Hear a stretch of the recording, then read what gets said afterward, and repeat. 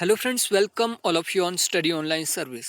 Friends, आज मैं जून 2013 के क्वेश्चन पेपर को डिस्कस करने वाला हूं।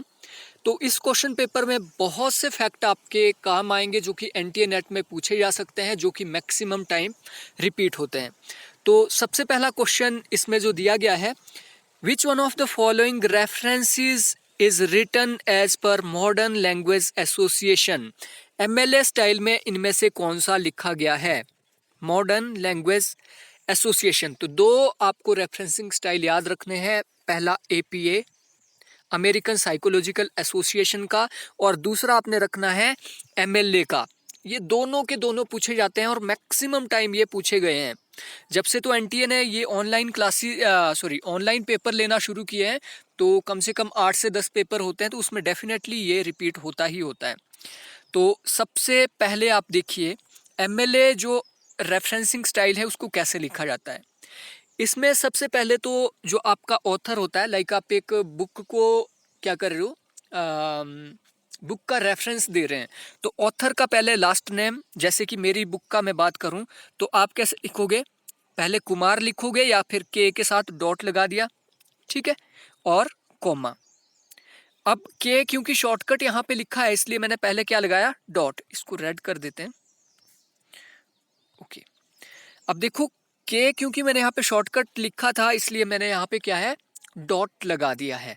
अगर मैं पूरा लिखता हूं तो डॉट लगाने की जरूरत नहीं है। यहाँ पे आप सीधा लिख देंगे कुमार और यहाँ पे कॉमा लगा देंगे। अगर आप शॉर्टकट लिखते हैं तो डॉट यहाँ पे लगेगा। कुमार नीरज। हमेशा एमएलए में जब भी रेफरेंस देते हैं तो पहले सरनेम आता है, कुमार नीरज, ठीक है, या फिर के नीरज। उसके बाद आपने क्या करना होता है? सिंपल सी चीज, बुक का नाम लिखना है with full stop. Kumar Neeraj, क्योंकि मैंने शॉर्टकट लिखा है तो यहाँ पे क्या लग जाएगा? कॉमा लग जाएगा, कुमार नीरज फुल स्टॉप। अब बुक का नाम, लाइक मैंने लिखा है वेस्टर्न थिंकर, ये पूरी लिखी जाएगी बुक। वेस्टर्न थिंकर के बाद आप क्या करोगे? यहाँ पे फुल स्टॉप लगा दोगे। ये मॉडर्न लैंग्वेज एसोसिएशन का ये लेटेस्ट वर्जन है, ठीक है। इसमें भी अलग अलग टाइप से आप लिख सकते हैं। उसके बाद लिखेंगे आप कहाँ से ये प्रकाशित हुई, लाइक मैंने ये शिमला से प्रकाशित की, ठीक है। और ये हमने लगाया कॉलन, कॉलन जो भी आपका है, आपका एपी प्रकाशन। और सबसे लास्ट में लिखेंगे आप डेट, लाइक 2019। इसको आपने बहुत अच्छे से लिख लेना है और याद करना है इसको। इसमें से डी करेक्ट आंसर है इसका। Halt Donald full stop fundamental of electronic, ये इनका बुक का नाम है, फुल स्टॉप। फिर नई दिल्ली से प्रकाशित हुई और कॉलन के बाद प्रेंटिस हॉल ऑफ इंडिया, फिर कॉमा, और सबसे लास्ट में 2005। ये तरीका है एमएलए का। अगर एपीए की बात करें तो एपीए बिल्कुल इसका उल्टा चलता है। इसमें आप सरनेम लिख भी सकते हैं, नहीं भी लिख सकते, आपकी मर्जी है। लाइक आपने पहले लिखा नीरज, उसके बाद लिखा आपने कुमार, या शॉर्टकट में आप लिख रहे हैं, फिर आपने लगाया कॉमा। अब ये भी दो टाइप से चलता है, फुल स्टॉप से भी चलता है, कॉमा से भी चलता है। उसके बाद ब्रैकेट में आपने लिखा 2019, ये शुरू में आ जाएगा। फिर आपने कॉमा लगाया या फुल स्टॉप लगाया, दोनों यूज कर सकते हैं, ठीक है। उसके बाद बुक का नेम, बुक नाम के बाद आपका प्लेस, प्लेस के बाद आपकी पब्लिकेशन, पब्लिकेशन के बाद फुल स्टॉप। इस तरीके से एपीए में लिखेंगे। इसको अलग से भी हम करेंगे। एक कार्यशाला होती है, एक जो वर्कशॉप होता है, वो किस लिए ऑर्गेनाइज किया जाता है? किसी विषय पर चर्चा के लिए सम्मेलन।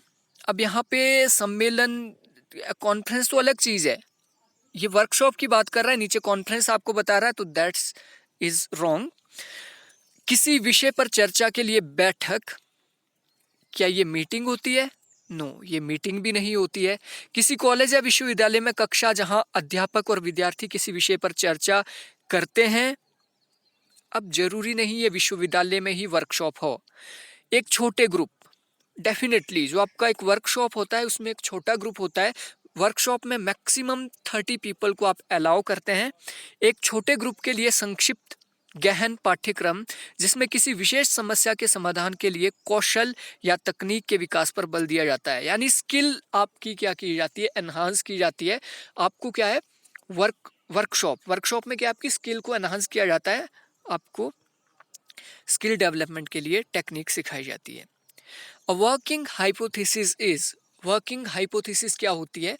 वर्किंग हाइपोथेसिस वो हाइपोथेसिस होती है जो provisionally accepted hypothesis for further research. जब आप रिसर्च करते हो तो दो टाइप की हाइपोथेसिस आपके पास होती है, एक होती है ऑपरेशनल हाइपोथेसिस और दूसरी होती है वर्किंग हाइपोथेसिस। ठीक है, दो टाइप की हाइपोथेसिस आप यूज करते हैं, एक आपकी ऑपरेशन जिसके थ्रू आप ऑपरेशन करोगे, ऑपरेशन मीन्स डिफरेंट आप टेक्निक जिसमें यूज करोगे और मेथड यूज करोगे, वो हुआ आपका ऑपरेशनल।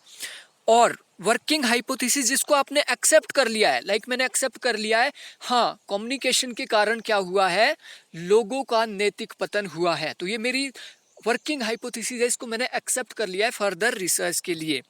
तो इसका करेक्ट आंसर है सी, आगे और अधिक शोध के लिए अंतिम रूप में स्वीकार्य प्राकल्पना। 4 से 9 पैराग्राफ है, तो पैराग्राफ को हम यहाँ पे डिस्कस नहीं करने वाले हैं। Question number 10, in the process of communication which one of the following is in the chronological order? Chronological order में कौन सा है? जब मैंने कम्युनिकेशन आपको पढ़ाया था पेपर 1 के अंदर, तो SMCR मॉडल मैंने आपको दिया था।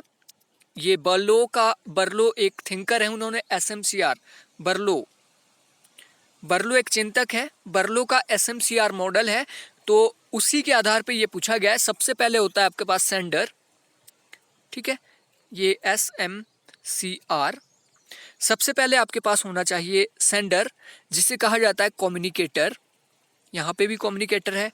उसके पास आपके पास होना चाहिए कोई मैसेज, ठीक है, सबसे पहले सेंडर तो होना चाहिए, सेंडर के बाद उसके दिमाग में कोई बात होनी चाहिए जो कि एक मैसेज होगा।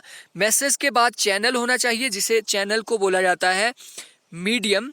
मीडियम के बाद आपके पास होना चाहिए रिसीवर, रिसीवर के बाद इफेक्ट, यानी इफेक्ट का मतलब है फीडबैक भी उसके पास होनी चाहिए। तो सी इसका करेक्ट आंसर है। भारत का प्रथम अखबार बंगाल गजट 1780 में किसने प्रारंभ किया था? तो बंगाल गजट भारत का पहला अखबार था जो कि बंगाली में आता था।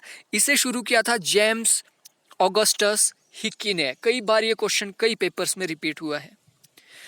भारत में प्रेस सेंसरशिप किस प्रधानमंत्री के समय में अधिरोपित की गई? प्रेस सेंसरशिप का मतलब क्या होता है? प्रेस सेंसरशिप का मतलब होता है प्रेस के ऊपर प्रतिबंध लगा देना कि नहीं, आप ये नहीं छाप सकते, आप वो नहीं छाप सकते, आप सरकार के खिलाफ नहीं लिख सकते हैं, वो होता है प्रेस सेंसरशिप, जो कि जर्मनी में हिटलर ने लगाया था और भारत में ये लगाया था इंदिरा गांधी ने 25 जून 1975 के अंदर। जब इमरजेंसी लागू की गई थी तो प्रेस सेंसरशिप इंदिरा गांधी ने लागू कर दिया था। नए माध्यम जैसे कि कंप्यूटर, टेलीशॉपिंग, इंटरनेट और मोबाइल टेलीफोनी के माध्यम से संप्रेषण को कहते हैं। अब ये जितने भी आप कंप्यूटर से कम्युनिकेशन कर रहे हो, टेलीशॉपिंग आप कर रहे हो, इंटरनेट या मोबाइल से आप कम्युनिकेशन कर रहे हो, उसे कहा जाता है इंटरैक्टिव कम्युनिकेशन। इंटरैक्टिव कम्युनिकेशन क्योंकि आप कंप्यूटर के द्वारा क्या है, इंटरैक्ट कर रहे हो एक दूसरे के साथ। आप जब टेली शॉपिंग करते हैं, यानी अमेजोन के ऊपर जब आप शॉपिंग करते हो तो आप यहाँ से रिक्वेस्ट भेजते हैं, वो आपकी एक्सेप्ट करते हैं, आपको मैसेज भेजते हैं कि आपका ये प्रोडक्ट आपको मिल जाएगा, फिर आपको ये डायरेक्टली बताते रहेंगे कि आपका प्रोडक्ट कहाँ पहुँच गया, कहाँ और आपके पास कब पहुँचेगा। तो इंटरैक्टिव कम्युनिकेशन में ये आता है। किसी शिक्षक का कक्षा में संप्रेषण किस सिद्धांत पर आधारित होता है? 3 बार रिपीट हो चुका है अभी तक। यह है एजुटेनमेंट, एजुकेशन के साथ साथ आपको एंटरटेनमेंट भी मिलेगा। तो 14 का बी करेक्ट आंसर है। जब शिक्षक अपने विद्यार्थियों के साथ संप्रेषण यानी कम्युनिकेशन करता है तो महत्वपूर्ण होता है। जब भी टीचर स्टूडेंट से कम्युनिकेशन करता है तो एम्पैथी बहुत ज्यादा जरूरी होती है।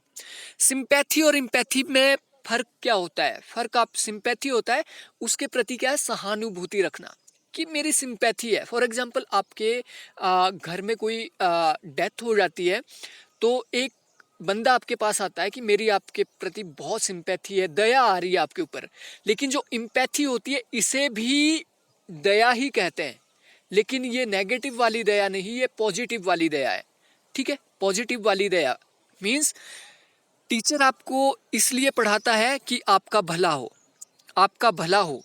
टीचर किस लिए आपको पढ़ाता है? कि आपका भला हो। आपको टीचर इसलिए नहीं पढ़ाता है कि आप डफर हो, आप डफर हो इसलिए आपको वो पढ़ा रहा है। अगर आप डफर हो और आपको वो पढ़ा रहा है तो वो कहलाएगा सिंपैथी। ठीक है, अगर आप डफर भी हो लेकिन वो दिमाग में ये मान के नहीं चला है कि डफर हो, वो मान के चला है कि नहीं इसको आता नहीं है लेकिन मैं सिखा सकता हूँ, तो वो होगा एम्पैथी, पॉजिटिव वे में जो लिया जाता है। किसी कोड में, अब यहाँ पे हिंदी में ये बिल्कुल गलत लिखा है, इंग्लिश में इसको पढ़ेंगे तो ये सही है। किसी कोड में गालिब को लिखा जाता है HBMJC, तो टाइगर को कैसे लिखा जाएगा? तो हम इसको लिख लेते हैं यहाँ पे GALIB। गालिब को कैसे लिखा गया है? HBMJC। ओके, तो टाइगर को कैसे लिखा जाएगा? TIGER। अब देखिए यहाँ पे एक एक प्लस किया गया है, G का H बनाया गया, A का B, L का M, I का J और B का C। That's mean T, PQRSTUIJGHEFRS UJHFS। ए इसका करेक्ट आंसर है। बहुत सिंपल ये पूछ लिया था। और यहाँ पे परम्यूटेशन और कॉम्बिनेशन का ये 17 क्वेश्चन है, तो इसको हमें डिटेल में डिस्कस करना पड़ेगा क्योंकि 3 बार ये क्वेश्चन आ चुका है। इसमें कम से कम 10 से 15 मिनट लगेंगे। इसका जो करेक्ट आंसर है वो है बी, इसको अलग से हम डिस्कस करेंगे। अब क्वेश्चन नंबर 18 यहाँ पे जो दिया है, इसमें विलुप्त संख्या आपने पहचाननी है जो कि इसमें नहीं दी है, इसको आपने फिल करना है। यहाँ पे इसमें किया क्या गया है, सिंपली 40 गुणा 3 किया गया है। 40 गुणा 3 कितना हुआ? 60। 60 को फिर 2 से भाग किया गया है, यानी 60 का आधा। ओके, 4 तिया 12, सॉरी ये 4 तिया 12 इन्होंने किया, यानी ये हुआ 120। 120 का आधा कितना होता है? 60। यहाँ पे हमने लिख दिया 60। अब सेम इन्होंने यही किया, 60 गुणा 3 किया, 6 तिया 18 होता है। 18 का आधा कितना होता है? 90। अब हमने क्या करना है? 90 गुणा 3 करना है। 90 गुणा 3 तो ये आएगा 270, तो यहाँ पे आ जाएगा आपका 270। 270 को 2 से डिवाइड करेंगे यानी 200 का आधा होगा 135, तो इसका करेक्ट आंसर यहाँ पे क्या आना है? 270। 1 से 45 तक की उन विषम संख्याओं को जो 3 से विभाजित हो एक आरोही क्रम में रखा गया है, जो राशि क्रम 6 पर आएगी उसकी संख्या है। अब इन्होंने क्या पूछा है? Odd number. अब इवन और ऑड मैंने जो आपको डाटा इंटरप्रिटेशन की सारी बेसिक्स कराई है उसमें बता दिया था। इवन नंबर वो होते हैं जो 2 से डिवाइड होते हैं, ऑड नंबर वो होते हैं जो 2 से डिवाइड नहीं होते हैं। तो 1 से लेके 45 तक आपने ऑड नंबर पहचानने हैं।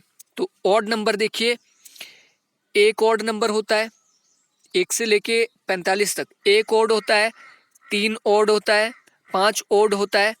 अब 6, लेकिन इन्होंने क्या पूछा है यहाँ पे? इन्होंने पूछा है जो सिर्फ 3 से डिवाइड होगी, तो 1 हम यहाँ पे नहीं लेंगे, 3 यहाँ पे हमने 3 यहाँ पे लेंगे हम। 3 ऑड भी है और 3 से डिवाइड भी होती है। अब देखिए 6 इवन नंबर है, तो 6 हम यहाँ पे नहीं ले सकते हैं क्योंकि ये इवन नंबर है। उसके बाद हमने ले लिया 9, तो 9 हम ले सकते हैं क्योंकि ये ऑड नंबर है और 3 से ये डिवाइड होता है। उसके बाद 12 3 से डिवाइड होता है लेकिन इवन नंबर है। उसके बाद आ गया आपका 15 के बाद 18 के बाद 21। 18 हमने क्यों नहीं लिया? क्योंकि 18 में 8 आ रहा है, 8 2 से डिवाइड होएगा। 21 के बाद 24 के बाद आ गया आपका 27 के बाद 30 के बाद 33 के बाद आपका 36 के बाद आपका 39 के बाद आपका आ जाएगा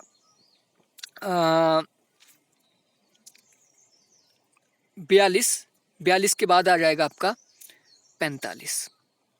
अब छठे नंबर पे कौन सी आ रही है? पहले नंबर पर 3, दूसरे पे 9, तीसरे पे 15, चौथे पे 21, पांचवे पे 27 और छठे पे 33। That's mean 33 is correct answer. 33 छठे नंबर पर आ रही है, जो कि 3 से डिवाइड है और ऑड भी है। ABCD चार संख्याओं का माध्य 100 है।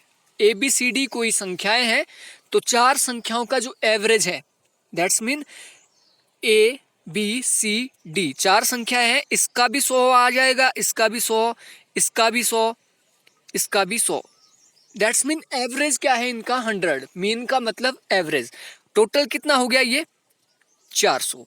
ABCD संख्याओं का माध्य 100 है। यदि C 70 है तो शेष संख्याओं का माध्यम क्या होगा? अब देखिए यहाँ पे C 100 नहीं है, C कितना है 70। C 70 है, लेकिन टोटल कितना बन रहा है 400। दैट्स मीन जो बची हुई संख्याएं हैं उनका कितना हो जाएगा? उनका हो जाएगा 330। 330 और 70 वापिस आपका 400 आ जाएगा। इसका क्या मतलब है? अगर C 70 है तो अदर संख्याओं का जो योगफल है वो 330 हो जाएगा। तो 330 को हमें क्या करना है? यहाँ पे सिंपली 330 को 3 से डिवाइड करना है, क्योंकि बाकी बची संख्याओं का, शेष बची संख्याओं का माध्य पूछा है। तो 3 एकम 3, 3 एकम 3, 3 एकम 3, 0 का 0 आ जाएगा, 110। एक का कोई मतलब नहीं है, 110/1, दैट्स मीन 110 इसका करेक्ट आंसर आ गया हमारे पास। तो डी इज करेक्ट आंसर। यदि एक वृत्त की त्रिज्या 50% तक बढ़ा दी जाती है, if the radius of a circle, जो ये आपका सर्कल है, इस सर्कल का रेडियस क्या है 50% तक बढ़ा दिया जाता है, तो पैरामीटर में कितनी वृद्धि होगी? डेफिनेटली अगर इसका रेडियस 50% बढ़ा है तो इसके पैरामीटर में भी 50% की वृद्धि होगी। डी करेक्ट आंसर है। यदि अभिकथन कुछ व्यक्ति ईमानदार होते हैं असत्य है, अब ये बोल रहा है सम पीपल आर ऑनेस्ट को इन्होंने गलत मान दिया है, तो इनमें से कौन सा सही होगा? अब कुछ पीपल क्या है, कुछ पीपल क्या है ऑनेस्ट है, इसको इन्होंने गलत मान दिया है। दैट्स मीन कि या तो सभी पीपल ईमानदार होते हैं, या तो सभी पीपल क्या है ईमानदार होते हैं, इसका उल्टा आपने लेना है क्योंकि ये गलत माना है, या फिर सभी व्यक्ति बेईमान होते हैं। दैट्स मीन सभी व्यक्ति बेईमान होते का मतलब ईमानदार नहीं होते हैं। तो इसको हम कैसे लिखेंगे? ऐसे, एक तो ऑल आ गया, एक कुछ भी नहीं आ गया, और तीसरा आपका आ जाएगा कुछ व्यक्ति ईमानदार नहीं होते हैं। तो ये आपका इस तरीके से बन जाएगा। यहाँ पे आपका पीपल आ जाएगा, यहाँ पे ऑनेस्ट आ जाएगा। तो इसके 3 करेक्ट आंसर है, सभी व्यक्ति ईमानदार होते हैं, कुछ व्यक्ति ईमानदार नहीं होते, या सभी व्यक्ति बेईमान होते हैं। तो 1 3 4 इसका होना चाहिए, 1 3 4, 1 3 4, सी इसका करेक्ट आंसर है। प्रश्न चिन्ह के स्थान पर कोड में दिए गए उचित विकल्प का चयन कीजिए। लाइक बी हनी, जो मधुमक्खी होती है वो शहद बनाती है, कऊ आपको मिल्क देती है, टीचर क्या देगा? इंटेलिजेंस देगा, अंक देगा, पाठ या बुद्धिमत्ता? तो टीचर्स जो होता है, टीचर्स देता है आपको विजडम, बुद्धिमत्ता आपको देता है। तो डी करेक्ट आंसर है। और ये ब्लड रिलेशन का क्वेश्चन है। इसकी टेक्निक अगर आपने सीखनी है तो आप मेरी वीडियो में देख सकते हैं, क्योंकि बिना टेक्निक के जो मैं यहाँ पे ये यूज कर रहा हूँ उसको सीखे बिना आप इसको नहीं कर पाओगे। पी आर के पिता है, पी कोई व्यक्ति है, पी आर के पिता है, ठीक है। पी ऊपर आ जाएगा, आर नीचे आ जाएगा, क्योंकि पहले पिता आया उसके बाद पुत्र या पुत्री। आर का भी कोई पता नहीं है मैं इसका जेंडर क्या है। इसको मैंने रेक्टेंगल में इसलिए रखा है क्योंकि ये पुरुष है, अगर सर्कल में यूज करता तो वो यहाँ पे स्त्री होती। एस क्यू के पुत्र है, जो एस है, एस किसके पुत्र है? क्यू के। अब क्यू का जेंडर हमें नहीं पता है, लेकिन पुत्र हमें पता लग गया कि ये क्या है, पुत्र है क्यू के। एस क्यू के पुत्र है। टी पी के भाई है, यहाँ पे ये टी पी के भाई है, दोनों पुरुष है इसलिए रेक्टेंगल में मैंने रखे हैं यहाँ पे। यदि आर एस की बहन है, अब ये बोल रहा है यदि आर एस की बहन है, तो ये स्त्री है तो डेफिनेटली ये किस में आ जाएगी, सर्कल में, और एस यहाँ पे पुरुष था। तो क्यू का टी से क्या रिश्ता है? अब देखो, ये अगर भाई बहन है और ये इसकी पुत्री है तो ये इसका पुत्र हो गया, और ये अगर इसका पुत्र है इसकी पुत्री होगी, दैट्स मीन इनके बीच रिलेशन है पति पत्नी का। अब ये पूछ रहा है क्यू का टी से क्या रिलेशन है, क्यू का टी से क्या रिलेशन है।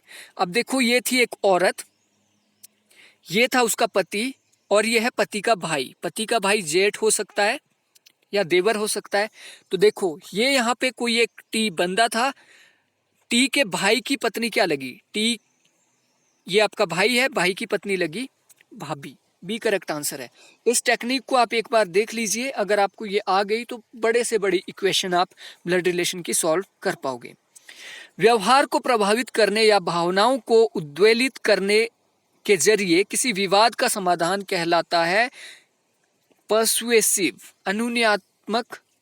ये स्टेटमेंट या डेफिनेशन कहलाती है। तो डेफिनेशन के ऊपर पहले ही मैं आपको वीडियो प्रोवाइड कर चुका हूं।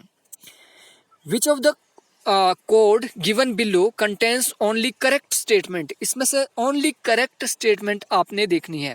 वेन आरेख चिन्हांकन की स्पष्ट विधि है, बिल्कुल सही बात।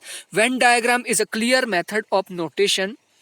Venn diagram is the most direct method of testing of the validity of categorical syllogism like this. Some people are honest, जो मैं अभी यूज कर रहा था, इसी को टेस्ट करने के लिए होती है। In Venn diagram method the premises and conclusion of categorical syllogism is diagrammed. Conclusion कभी भी डायग्राम नहीं होते हैं, इस बात को आपने रखना है। प्रीमाइसिस ही इसमें क्या है, डायग्राम की जाती है, कंक्लूजन नहीं। In Venn diagram method the 3 overlapping circles are drawn for testing categorical syllogism. तो 3 भी इसमें यूज किए जा सकते हैं, लाइक कुछ ए बी है, कुछ बी सी है, तो 3 भी इसमें यूज किए जा सकते हैं। दैट्स मीन 1, 2 और 4 इसके सही है, सी करेक्ट आंसर है। इंडक्टिव रीजनिंग प्रीसुपोजेस, इंडक्टिव रीजनिंग जो होती है इसका पूर्वानुमान क्या होता है? इंडक्टिव रीजनिंग का मतलब होता है uniformity in human nature. For example, inductive reasoning जो यूज की है हॉब्स ने, लॉक ने, रूसो ने यूज की है। उन्होंने बोला मानव अगर लालची है तो जो आपकी नेचुरल अवस्था है, प्राकृतिक अवस्था है, वो भी क्या हो जाएगी, लालची हो जाएगी।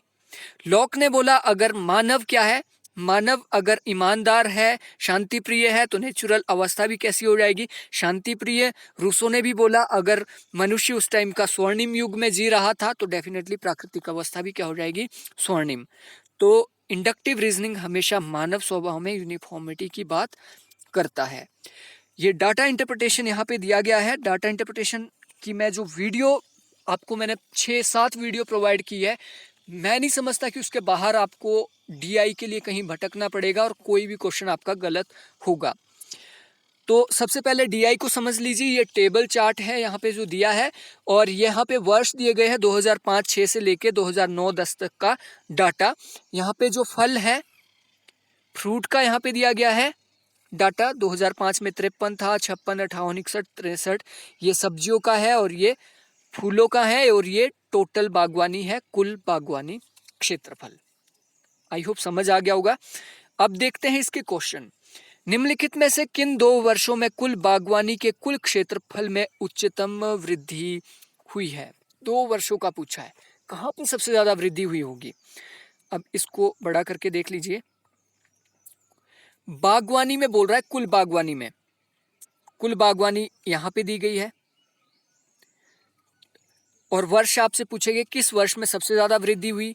तो 2005-6 में तो वृद्धि नहीं हो सकती क्योंकि ये इनिशियल वैल्यू है, तो इसको तो आप कट कर दीजिए क्योंकि इसके पीछे की वैल्यू का हमें पता नहीं है। अगर 100 से ये बढ़ा होता है 187, दैट्स मीन यहाँ पे वृद्धि हुई, तो इसको तो कभी भी हम नहीं लेते हैं, ठीक है। तो 2005-6 में तो वृद्धि नहीं हुई है। उसके बाद बचा 2006-7, तो यहाँ पे कितनी वृद्धि हुई है? 1994 से 202 हो गया है, दैट्स मीन यहाँ पे 8 अंकों की वृद्धि हुई है। उसके बाद आप यहाँ पे इनिशियल वैल्यू भी छोटी है डेफिनेटली, और यहाँ पे 2 से 7 हुई है, तो यहाँ पे कितनी वृद्धि हुई है, 5 की। फिर 7 से 9 यहाँ पे 2 हुई है, दैट्स मीन इन 2 वर्षों में, सॉरी इन 2 वर्षों में 2006-7 और 7-8 में सबसे ज़्यादा वृद्धि हुई है, 1994 से फिर यहाँ को। तो इसका करेक्ट आंसर होगा 2006-7 से 7-8 में, 2006-7 से 7-8 में, डी करेक्ट आंसर है इसका। कुल बागवानी के अंतर्गत क्षेत्रफल में फूलों, सब्जियों और फलों के लिए क्षेत्र का भाग क्या है? अब ये क्वेश्चन समझना पड़ेगा आपको पहले। जब आपने अच्छे से अगर ये समझ लिया है तो कोई आपको डिफिकल्टीज में नहीं आएगी। Share of the area under flower, सबसे पहले क्या दिया इन्होंने, सबसे पहले दिया इन्होंने फ्लावर, 1 नंबर पे सबसे पहले पूछा, उसी क्रम में आपको लिखना पड़ेगा, पहले फ्लावर है, उसके बाद सेकंड नंबर पे इन्होंने वेजिटेबल दिया और तीसरे नंबर पे फ्रूट दिया। अब इनका अनुपात या शेयर आपने बताना है, तो कैसे बताओगे आप? सिंपली इनको प्लस करना पड़ेगा, 1 और 1 2, 2 और 2 4, 6 8, ठीक है 8, क्योंकि ये पहले नंबर पे पूछा है तो इसको पहले नंबर पे लिखा। उसके बाद 2 और 5 7, 7 और 8 15, 15 और 9 24, 24 और 9 33, यहाँ पे 3 हासिल आए, 3, 1 7 17, 2 7 14, 3 7 21, 4 28, 5 35, 35 और 3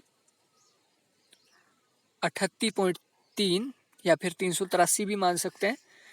उसके बाद आपका फ्रूट 6 और 3 और 6 9, 9 और 9 18, 18 और 3 21 का 1 हासिल आए 2, 5 दिया 15, 15 और 2 17, 18 19 20, 21 22 23, 23 और 6 29। ये आप देख पा रहे हो, ये आपके पास डाटा यहाँ पे बन गया है, ठीक है। अभी ये डाटा आपके पास बन गया है। अब इसको आपने क्या करना है, काटना है। तो ऑलमोस्ट इसको अगर आप नहीं भी काटते हो, इसको पहले इसके साथ प्लस करना पड़ेगा। तो ये 8%, 38%, 29.1, दैट्स मीन 30%। इसके साथ काटोगे तो टाइम लग जाएगा, लेकिन आपको ये क्लियर यहाँ पे मिल रहा है। जो आंसर ये है 1, 38 और 30%। अगर इसका एग्जैक्ट आंसर आपने निकालना है तो इस टोटल को भी आपको पहले प्लस करना पड़ेगा, फिर टोटल का परसेंटेज निकालना पड़ेगा।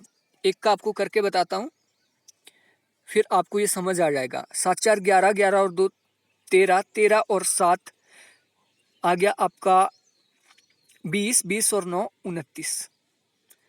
हासिल आए 2, 8 2 10, 10 9 19 का 9 हासिल आया 1, 1 और 1 2, 3, 3 और 2 5, 5 और 2 7, 7 और 2 9। दैट्स मीन ये कितना आया, 999। तो इसको मान के चल सकते हो आप 1000, 1000 मान के चले। 1000 में से आपके कितने आए, 2 4 6 7 8, 1000 में से 8 आए आपके, तो कितना परसेंट बना ये? इस तरीके से आपको करना था। 2 0 से 2 0 कट गई, ठीक है। अब आपका ये आ गया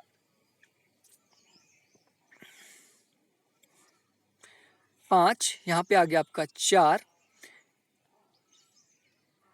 अब 5 से आपको क्या है, 4 को क्या करना है, डिवाइड करना है। 999 था यहाँ पे, तो कोई फर्क नहीं पड़ेगा इससे। तो आपने यहाँ पे किया, आप 0 के बाद पॉइंट लगा दिया, 8 5 40, 0.8, 0.8 का मतलब हुआ यहाँ पे 1% के आसपास। इस तरीके से सारे का ये निकालना था आपको। नेक्स्ट क्वेश्चन, वर्ष 2005-6 से लेकर 2009-10 के दौरान क्षेत्रफल में निम्नलिखित में से किस में सबसे ज्यादा वृद्धि देखी गई? हाईएस्ट परसेंटेज इंक्रीज किस में देखा गया? तो कहाँ से पूछा है, 2005-6 से लेके 2009-10 तक किस में सबसे ज्यादा वृद्धि हुई? तो इनिशियल वैल्यू ये हो जाएगी, फाइनल वैल्यू ये, इनिशियल ये, फाइनल ये, इनिशियल ये, फाइनल ये, किस में सबसे ज्यादा वृद्धि हुई है? तो लाइक यहाँ से अगर इसमें करके देखना है, ज़रूरत नहीं है। जिसकी इनिशियल वैल्यू छोटी होती है उसमें सबसे ज़्यादा वृद्धि होती है। तो करके भी दिखा देता हूँ आपको एक बार। Initial value minus final value upon initial value into 100, ये फॉर्मूला हमने लगाना है। तो इनिशियल वैल्यू थी 53, 53 को मान के चलते हैं हम 50, फाइनल हो गई आपकी 60, बटे में आ जाएगा आपका इनिशियल वैल्यू जो थी 50, इसके बीच डिफरेंस है 10 का, गुणा 100, 0 से 0 काट दिया, 5 एकम 5, 5 दूनी 10, 10 दूना 20। तो यहाँ पे वृद्धि कितनी हुई है, यहाँ से यहाँ तक 20%। अब अगला आप देखोगे 72 से 79 हुआ है, यहाँ पे भी 8 से 9% वृद्धि हुई है। लेकिन फूल में अगर आप देखोगे इनिशियल वैल्यू 1 थी, फाइनल वैल्यू 2 हो गई, यानी डबल वृद्धि हो गई, 100% वृद्धि हुई है फूल में। कैसे?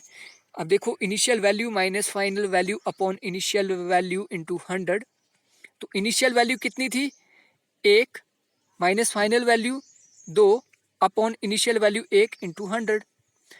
इसके बीच डिफरेंस है 1 का, ठीक है।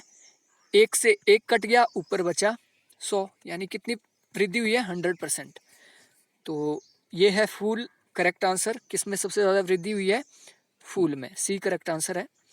वर्ष 2005-6 से 2009-10 तक किस बागवानी फसल के अंतर्गत क्षेत्रफल में लगभग 10% की वृद्धि दर्ज हुई? तो 10% की हमने पहले ही निकाल दिया था।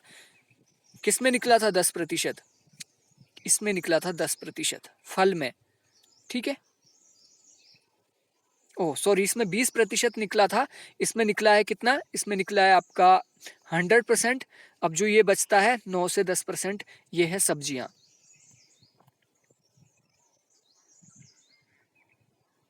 ओके, तो इसका करेक्ट आंसर है बी। वर्ष 2007-8 में कुल बागवानी के अंतर्गत क्षेत्रफल में फलों, सब्जियों और फूलों का क्षेत्र क्या रहा है? इसने क्या पूछा है? 2007-8 का डाटा पूछा है और फल, सब्जी और फूलों का क्या क्षेत्र है। 2007-8 का डाटा देख लेते हैं। ये 2007-8 का यहाँ पे हमारे पास डाटा है। अब जैसे आप परसेंटेज निकालते हैं, आपने परसेंटेज निकालना है, तो सबसे पहले परसेंटेज निकालने के लिए सब पहले इनको प्लस करेंगे। 2 और 78 हो गया 80, 80 और 50 130, 138, टोटल था 138। 138 आपके मार्क्स आए। टोटल मार्क्स कितने हैं कुल बागवानी? 202। इसी तरीके से आपने इसको याद रखना है, गुणा 100, क्योंकि हम परसेंटेज निकाल रहे हैं, ठीक है। तो इसको हम क्या है, एक बार क्लियरली इसको लिख लेते हैं। 138 आपके आए थे 202 में से, टोटल आपका 202 था और इनका जो योगफल है वो 138 गुणा 100। तो इसको हम 200 मानते हैं क्योंकि हमें पॉइंट में नहीं ले जाना है। तो 0 से 2 0 कट गई हमारी, यहाँ पे बचा 2, 2 एकम 2, 6 दूनी 12, यहाँ पे 9 दूनी 18, अराउंड 69%। क्योंकि हमने यहाँ पे 202 था तो 69 से कम ही होना चाहिए, 68.45 के आसपास होना चाहिए इसका आंसर। यहाँ पे बी करेक्ट आंसर है, 68-69 के आसपास एक ही है। किस वर्ष फलों के क्षेत्रफल में उच्चतम वृद्धि दर्ज की गई? फलों में उच्चतम वृद्धि ओनली किस में पूछी गई है? फलों का। तो फलों का आप देख रहे हो, फलों का जो डाटा दिया है वो यहाँ पे दिया है। किस वर्ष फलों में सबसे ज्यादा वृद्धि हुई? तो 53 से 56 हुआ, यहाँ पे कितनी वृद्धि हुई? 3 की। 56 से 58 2 की। 68 से 61 3 की और 61 से 63 2 की। तो सबसे ज़्यादा वृद्धि डेफिनेटली यहाँ पे होनी चाहिए 2006-07 में, क्योंकि यहाँ पे इनिशियल वैल्यू छोटी है। जिसकी इनिशियल वैल्यू छोटी होती है और इक्वल जहाँ पे संख्याएं आ रही है 3-3, तो इनिशियल वैल्यू की ही हाईएस्ट बढ़ेगी। तो 2006-07 करेक्ट आंसर इसका होगा। डीआई में थोड़ा सा टाइम लग जाता है सॉल्व करने में, तो इसमें थोड़ा एक्स्ट्रा टाइम लग गया है। WW stands for world wide web, C correct answer है, world wide web. A hard disk is divided into tracks which is further sub divided into, जो हार्ड डिस्क आपकी होती है, कंप्यूटर की हार्ड डिस्क होती है, उसको क्या है, उसको ट्रैक्स में डिवाइड किया जाता है। लाइक ये आपकी पूरी हार्ड डिस्क है, इसको ट्रैक्स में डिवाइड किया गया है, CDF, इस तरीके से ट्रैक्स में, और ट्रैक्स को आगे डिवाइड किया जाता है सेक्टर्स में, सेक्टर्स। तो इसका करेक्ट आंसर है बी। ऐसा कंप्यूटर प्रोग्राम जो किसी प्रोग्राम को वक्तव्यवार मशीनी भाषा में अनुदित करता है, यहाँ पे पूछा गया है कंप्यूटर प्रोग्राम आपने बताना है, एक ऐसा कंप्यूटर प्रोग्राम जो प्रोग्राम को ट्रांसलेट करता है statement by statement into machine language. तो मशीन लैंग्वेज में बदलता है इंटरप्रेटर। ये ट्रांसलेट नहीं करना है, यहाँ पे मशीन लैंग्वेज में बदलना भी है। अगर यहाँ पे ओनली ट्रांसलेट करना होता था, बदलना नहीं होना था, तो ये ट्रांसलेटर होता, लेकिन यहाँ पे क्या है, इसको मशीन लैंग्वेज में कन्वर्ट भी करना है और ट्रांसलेट भी करना है। डी करेक्ट आंसर है। एक गीगाबाइट किसके बराबर होता है? 1 GB बराबर होता है 1024 MB के। 1024 MB से 1 GB बनता है। A compiler is a software which converts, compiler use होता है हमेशा मशीन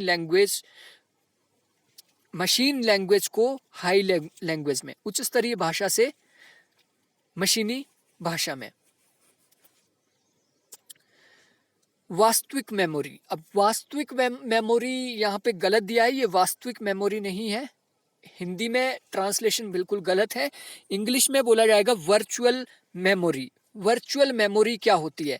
वर्चुअल मेमोरी एक इल्यूजन होती है, an illusion of extremely large memory, इसे कहा जाता है वर्चुअल मेमोरी।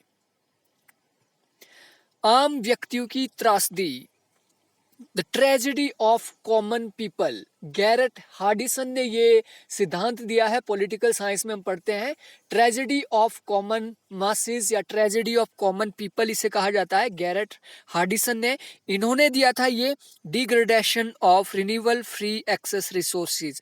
जैसे जैसे नवीकरणीय निशुल्क उपलब्ध संसाधनों का क्षय होता जाता है, आम आदमियों के लिए ये त्रासदी का रूप धारण कर लेता है। क्योटो प्रोटोकॉल किससे संबंधित है? तो ये जलवायु परिवर्तन से संबंधित है। 1997 में क्योटो प्रोटोकॉल साइन किया गया था। निम्नलिखित में से पृष्ठीय ओजोन की प्रदूषक के रूप में संभावित विरचना का उत्सर्जन कौन सा है? Which one of the following sources of emission leading the eventual formation of surface ozone? Surface ozone की बात की गई है, यहाँ पे O3 की बात नहीं की गई है। सरफेस ओजोन जो खत्म हो रहा है वो हो रहा है ट्रांसपोर्ट सेक्टर की वजह से। रेफ्रिजरेशन से निकलता है CFC, तो ये जो आपकी O3 है उसमें होल का कारण है CFC, तो इसका करेक्ट आंसर है ए। भारत के शहरों में जो स्मोग होती है, स्मोग में क्या क्या शामिल होता है? स्मोग में शामिल होता है नाइट्रोजन के ऑक्साइड और अनजले हाइड्रोकार्बन, यानी oxide of nitrogen and unburned hydrocarbons. निम्नलिखित में से किस प्रकार के प्राकृतिक खतरों से मनुष्य को सबसे ज्यादा नुकसान पहुंचता है? तो अकाल से करोड़ों लोग मर जाते हैं, बाढ़ से लाखों लोग बह जाते हैं। तो सबसे ज्यादा जो आज तक देखा गया है नुकसान ह्यूमन बींग्स को, वो अकाल और बाढ़ से होता है। भारत में विद्युत उत्पादन में नवीकरणीय ऊर्जा का प्रतिशत क्या है? इसको आप एक बार चेक कर लीजिए। 2013 में ये 10 से 12% था, आई थिंक इस टाइम ये 15% से इंक्रीज हो चुका है। और ये क्वेश्चन भी आपके लिए जरूरी नहीं है कि 2010-11 में उच्च शिक्षा में किस श्रेणी के विद्यार्थियों का नामांकन निर्धारण आरक्षित श्रेणी के प्रतिशत से अधिक था, यानी ओबीसी का 27% रिजर्वेशन उन्हें दी गई थी, उससे भी ज्यादा हुआ था 2010-11 में। तो अभी का आप लेटेस्ट चेक कर सकते हैं, वो पूछा जा सकता है। विश्वविद्यालय अनुदान आयोग के संबंध में निम्नलिखित में से कौन सा एक कथन सत्य नहीं है? यूजीसी के बारे में। यूजीसी 1956 में संसद के अधिनियम द्वारा, एक्ट ऑफ पार्लियामेंट के द्वारा लाया गया था, बिल्कुल सही है। इसे उच्च शिक्षा की उन्नति और समन्वय का कार्य सौंपा गया है। इसे केंद्र सरकार के से योजनागत और गैर योजनागत निधियां प्राप्त होती है। राज्य विश्वविद्यालयों के लिए इसे राज्य सरकार से निधियां प्राप्त होती है। ऐसा नहीं है, जो राज्य विश्वविद्यालय होते हैं उसके लिए भी यूजीसी राज्यों से फंड नहीं लेता है, सेंटर से ही लेता है। तो डी यहाँ पे गलत है। दो कथन यहाँ पे दिए गए हैं। इस टाइप के क्वेश्चन रिपीट बहुत कम हुए हैं, लेकिन फिर भी आइए, लॉजिक आपको इसमें आना चाहिए, लॉजिकल रीजनिंग। क्या भारत को द्विदलीय पद्धति अपना लेनी चाहिए? क्या टू पार्टी सिस्टम इंडिया को अडॉप्ट कर लेना चाहिए? हाँ, इससे सरकार में स्थिरता आएगी। बिल्कुल, ये आर्गुमेंट बिल्कुल सही है। इससे सरकार में स्थिरता तो आ सकती है। नहीं, इससे मतदाताओं की पसंद सीमित हो जाएगी। ये बात भी सही है, अगर टू पार्टी आप लाओगे तो अदर रीजनल पार्टी नहीं रहेगी, जो कि हमारे पास सैकड़ों है, तो उससे क्या है, सीमित हो जाएगी उनकी पसंद। तो दोनों सही है, दोनों प्रबल है। निम्नलिखित, ये सेम उसी टाइप के असर्शन रीजन पे आधारित है। क्या आपराधिक पृष्ठभूमि वाले व्यक्तियों का चुनाव में भाग लेने पर प्रतिबंध लगाना चाहिए? अब तर्क दे रहा है हाँ, राजनीति को अपराधीकरण से ये रोकेगा, बिल्कुल रोकेगा। नहीं, इससे शासित दल को अपने राजनीतिक विरोधियों के विरुद्ध तुच्छ मामले फाइल करने में प्रोत्साहन मिलेगा। नो, ये किसी भी प्रकार का तर्क नहीं है कि अपराधियों को अगर आप रोक रहे हो तो उधर से वो फाइलें कर देंगे, ऐसा कुछ नहीं है। तो एक ही इसका प्रबल है, दूसरा इसका नहीं है। भारत के उच्चतम न्यायालय के न्यायाधीश के संबंध में निम्नलिखित में से कौन से अभिकथन सत्य है? उच्चतम न्यायालय के न्यायाधीश की नियुक्ति भारत के राष्ट्रपति करते हैं, बिल्कुल सही बात।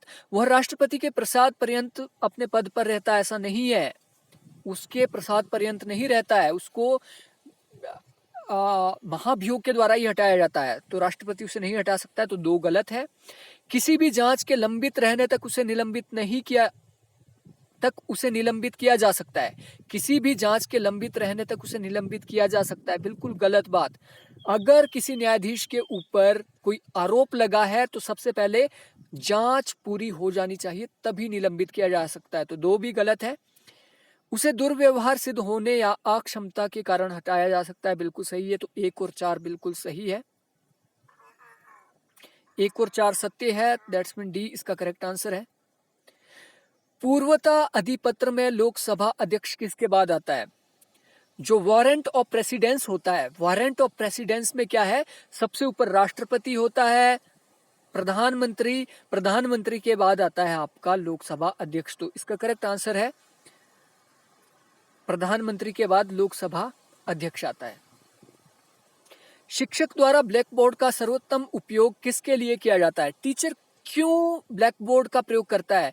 यहाँ पे मैं क्यों आपके सामने ये मार्कर का प्रयोग कर रहा हूं, महत्वपूर्ण और उल्लेखनीय बिंदु मैं लिख पाऊं यहाँ पे आपके सामने डिस्कस करने के लिए, इसीलिए यूज किया जाता है। वर्तमान में अध्ययन की अत्यधिक प्रभावी विधि है। इन प्रेजेंट डे में लर्निंग की सबसे बेस्ट विधि जो मानी गई है वो है ब्लेंडेड लर्निंग। ब्लेंडेड लर्निंग में ऑनलाइन मेथड भी आ जाएगा, ऑफलाइन मेथड भी आ जाएगा, फेस टू फेस भी, सारे मेथड मिक्स उसमें आ जाएंगे। लेकिन अगर वर्तमान की बात करूं, वर्तमान में तो आप समझ सकते हो कोरोना के कहर से क्या है, डिजिटल लर्निंग के ऊपर ज्यादा फोकस किया जा रहा है। प्राथमिक विद्यालय के स्तर पर अधिकतर शिक्षक महिलाएं होनी चाहिए। जो प्राइमरी लेवल पर है वहां पे फीमेल टीचर क्यों ज्यादा रखे जाते हैं?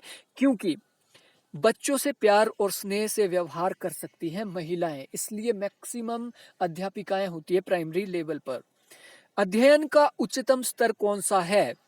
विच one of the highest order of learning, कहाँ पे सबसे ज्यादा हमें जो हम सीखते हैं वो हमें याद हो जाता है या उसको हम सीख पाते हैं, वो होता है समस्या समाधान, प्रॉब्लम सॉल्विंग लर्निंग। जो होती है, आपको एक प्रॉब्लम दी जाएगी, उसको सॉल्व करने के लिए कहा जाएगा, तो वहां पे सबसे ज्यादा क्या होगा, सबसे ज्यादा लर्निंग आपकी होगी।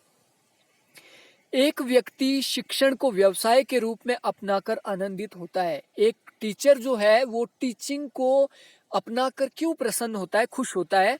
बिकॉज विद्यार्थी उसका आदर करते हैं, इसलिए टीचर को बहुत अच्छा लगता है, मीन्स आनंदित महसूस करता है।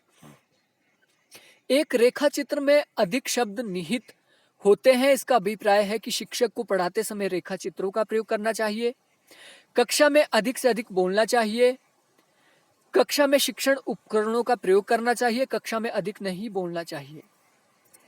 एक जो ग्राफ होता है, ग्राफ 1000 शब्दों से भी ज्यादा बोल देता है। इसका मतलब है ग्राफ क्या होता है, एक रेखा चित्र होता है, टीचिंग एड। तो ज्यादा से ज्यादा टीचिंग एड यूज करने चाहिए। रेखा चित्र भी टीचिंग एड है, तो सी इसका करेक्ट आंसर है। एक शोध पत्र है, एक जो रिसर्च पेपर आप लिखते हो और उसको जर्नल में छापने के लिए देते हैं, तो रिसर्च पेपर होता क्या है? लेखक द्वारा माना गया मूल शोध निहित होता है। Contains original research as deemed by the author. जो भी आप रिसर्च पेपर लिखते हैं, एक एरिया के ऊपर आप रिसर्च करते हो और रिसर्च करने के बाद आपके पास जो फाइंडिंग आती है, जो कंक्लूजन आता है, उसको आप रिसर्च पेपर में छापने के लिए देते हैं। तो बी करेक्ट आंसर है। निम्नलिखित में से कौन सा अच्छी शोध नैतिकता की श्रेणी से संबंधित है? अच्छी शोध नैतिकता, गुड रिसर्च एथिक्स। संपादकों को बताए बगैर एक शोध पत्र को 2 शोध पत्रिकाओं में प्रकाशित करना बिल्कुल गलत। आप एक ही में आपको प्रकाशित करना पड़ेगा। 2 में अगर करोगे तो आपके ऊपर प्लेजरिज्म का केस ठोका जा सकता है। साहित्य की समीक्षा करना जिससे संगत क्षेत्र के अन्य व्यक्तियों का प्रासंगिक पूर्व कार्यों का योगदान हो। तो आपको लिटरेचर रिव्यू करना पड़ेगा और उससे आपको पता लगेगा, हाँ अभी तक इस क्षेत्र में यहाँ तक काम हो चुका है, इससे आगे का काम मैंने किया है, ताकि रिपीटिशन उसमें ना हो। किसी शोध पत्र में अपने तर्कों पर चर्चा किए बिना, वो चर्चा तो आपको अपने तर्कों पे करनी ही पड़ेगी। शोध पत्र में किसी भी सहयोगी को उससे कृपा दृष्टि पाने हेतु लेखक के रूप में शामिल करना गलत बात है। तो बी इसका करेक्ट आंसर है। निम्नलिखित प्रतिदर्श प्रणालियों में से कौन सी संभाव्यता पर आधारित है? ये सैंपलिंग मेथड यहाँ पे दिए गए हैं और इनमें से प्रोबेबिलिटी पर आधारित कौन सी है? प्रोबेबिलिटी का मतलब होता है लाइक आपने ये सिक्का फेंका और सिक्के में हेड या टेल आएगा, हेड या टेल आएगा, ये प्रोबेबल है, इसमें आपका कोई भी इंटरफेयर नहीं हो सकता। आपने सिक्का उछाला, या तो हेड आएगा या टेल आएगा, आप कोई भी पक्षपात नहीं कर रहे हो। प्रोबेबिलिटी दोनों की आने की है। तो probability method simple random sampling होती है, क्लस्टर सैंपलिंग होती है और स्ट्रेटिफाइड रैंडम सैंपलिंग ये रैंडम में आती है। लेकिन जो कोटा सैंपलिंग होती है, आप एक कोटा निर्धारित कर देते हो। कोटा निर्धारित करने का मतलब है आपने उसमें अपनी जजमेंट लगा दी है, प्रोबेबल चांस नहीं है। तो सी इसका करेक्ट आंसर है, सी कोटा प्रतिदर्श। तो दोस्तों ये था जून 2013 का क्वेश्चन पेपर। डेफिनेटली आपके लिए यूजफुल रहेगा। अगर आपको ये वीडियो अच्छी लगी है तो प्लीज एक लाइक जरूर करें। मिलते हैं नेक्स्ट वीडियो में। Thank you, thanks for watching.